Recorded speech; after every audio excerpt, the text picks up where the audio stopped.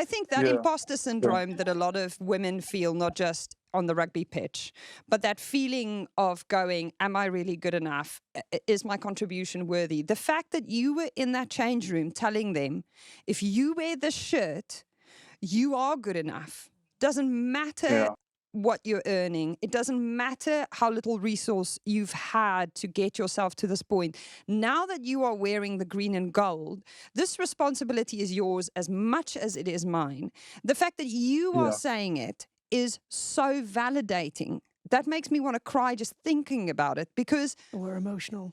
it's just like, there is no way when I was at high school or at primary school that a man would have ever stepped into a space where a bunch of women were playing sports saying, your contribution matters, your sacrifice counts, your representation represents me too. Yeah. And do you think that Yeah. Yeah. the men get maybe imposter syndrome from that as well? Because they probably think, well, what do I know about women's sport? What do I know about? But I think people forget it is just rugby, or it is just the sport. And I think that's when you can make a huge difference. And now we obviously need to get girls playing rugby in school in South Africa, because the problem is most of our national players have only been playing for a handful of years. Very few girls, maybe Yaki Sillier has been kicking their entire lives, a bit like our Scaz has. So we need to convince the schools next up to start fielding girls teams all over the country in order to get these girls playing a lot earlier in life. But I don't think this is a Siya Kolisi only effort. So we would just like to say, Yeah. thank you for leading the charge. So we with our foundation with Rachel, we do a project called Tia Pagama, and we worked with kids from different schools, where we employ coaches from the township, and we have girls teams, mixed teams. They all, we trying to do as much as we can. I So love after that. school, because the way I always got in trouble after school. That's where when you're bored, you've got dead time between, So that's what we wanted to start a project that keeps the kids busy, and they get food in the morning, and they get lunch, and then they get training, and then they get want to help them with homework as well, and then they play together. They get home, they tired, they just go to bed. Where I had options, I can go mingle with the guys that smoke and drink after training, or I'm gonna go to training. I did the mingle with smoking and drinking, and then I found rugby, and then my rugby mates would go and find me and say, "We need your training." Then I felt that sense of belonging, and that's what you need as a young person. You know that you are wanted. I could give nothing to them other than just being on the rugby field. And when they came to find me, and then I knew these are my people. They really care about me. That's the environment we're trying to create now in my township in Sweden. And we have boys and girls playing. We do netball. We do as many sports as we can. We're soon wanting to build a proper field, because at the moment they're playing patches of grass on the field and stuff. But people show up. We had over 500 people coming to watch young kids play from the community, which is quite cool. And the nice thing in that field, what it looks like now, that's what the kind of field I used to play in, with thorns. It had thorns on there. I could have, like when I was younger, we all could have said, no, we can't train when there's thorns. And that's why I'm saying, when I say to the girls, when you put on this jersey, all your problems don't matter. When all your problems, not that they don't matter, you have to park them. When you go on that field and you go, you're representing South Africa, you're representing me, you're representing anyone. People are not thinking about that. They just need to see the fight in you when you're on that field. Then they're gonna start saying, okay, we need to Yeah. get involved, because then you're not making excuses. You're just using what you have. That was my mindset when I was young. Use what you have around you to make it. And then whatever you don't have, when you use what you have, somebody will provide somehow. And it did. That's amazing. So the Kolisi Foundation is really worth checking out, because the work that they do is so multidisciplinary, but is specifically also aimed at getting kids who are in the communities that are like the one that Siya comes from. Siya Pakama means? It's Sia Pagama, like we are rising. And it's a mixture between Sia, my name, and then Pagama is my mother's name. I used her name because she was she suffered from gender-based violence quite a lot. So some of the memories I have of her are not so great ones, and I wanted to, for my brother and sister, just to have something good come out of her name, that when we remember her, we remember with all of these children's lives will be changing, and so I wanted to use her name and just have a good memory of her, because my sister doesn't remember, because she was crawling when my mom died. My brother remembers a little bit, but I'm just trying to change the narrative in our heads. Just something good comes out of it. Yeah. And that's why Sia Kolisi's autobiography is called Rise. Elma. I'm sorry. No, Yeah. don't Sia apologise. always I makes me feel the cry. same. I genuinely feel the Yeah, same, but you also honestly. made me cry.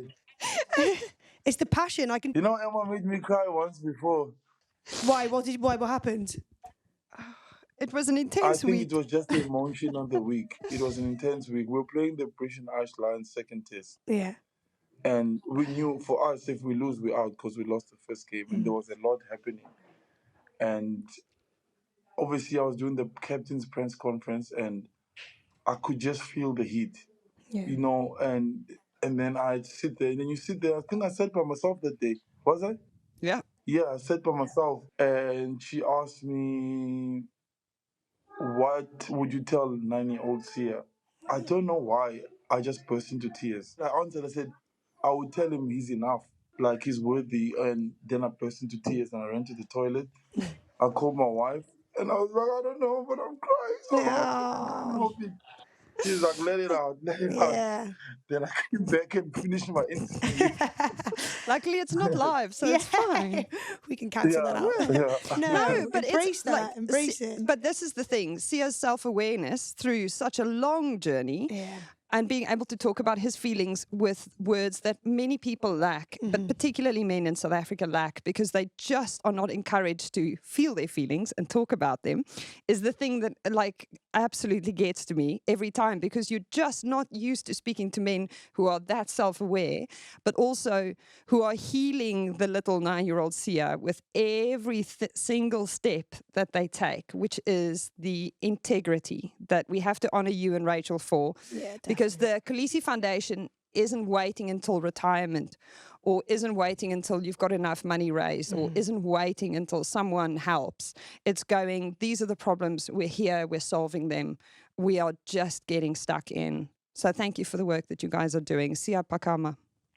Thank you so much. Yeah, but honestly, it's I don't know. I'll keep on saying, like, where I grew up, the way I grew up is helped me be the person I am. But without people, we are nothing. By using my platform, doing what I love, because every time we win, I know more people want to work with me. How do I direct them to a place where they can just do more than just looking after me, and do and actually make proper impact? And it's the best thing to do. And every time we win, when I don't want to wake up in the morning, when I'm tired, when I'm lazy, I know if I don't get up, a couple of kids are not gonna get food. A couple of women are not gonna be helped because we do these power to you packs, and we have to raise funds. And then the more I dwell on the field, and that's why I'm so grateful for my teammates, because without them and the success that we do as a team, we're not able to do the work that we do. I'm not the only one that has a foundation. Chase and also just started his world. There's a lot of guys who do work outside the field, and without the success of the team, we can't do the work that we want to do. But that's why it's important. You got to focus on your work and what you do on the field, because that's your bread and butter. But it's also bread and butter for other people if you use it wisely. Back to back, 2-time Rugby World Cup winning captain, a boy who went to bed hungry more times than he can count, and has raised us all up on his shoulders by the empowering work that he does. Sia Kolisi, Springbok captain.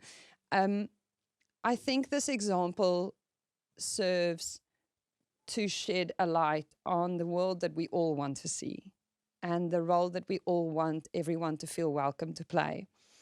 Not because we're shaming them into doing it, but because they want to be there. Yeah. And I'm not mentioning this because I want to bash anyone over the head. I'm mentioning this because no one will remember when you started. They will just remember the work that you've done and the impact you've had. And you don't have to shout about it, and it doesn't have to be public.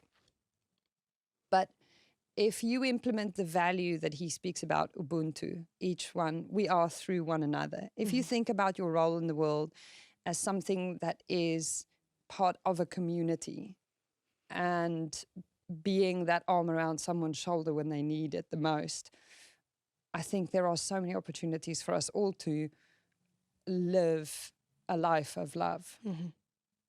Love first, love wins. Yes. I think that's why I was curious as well, because about like, how do you address that? Because men might feel the same. They might feel like, I don't want to occupy that space because I don't know if I'm going to add value or not, because they don't understand that space. But every help is help, and we need to help each other. And that's how the world works.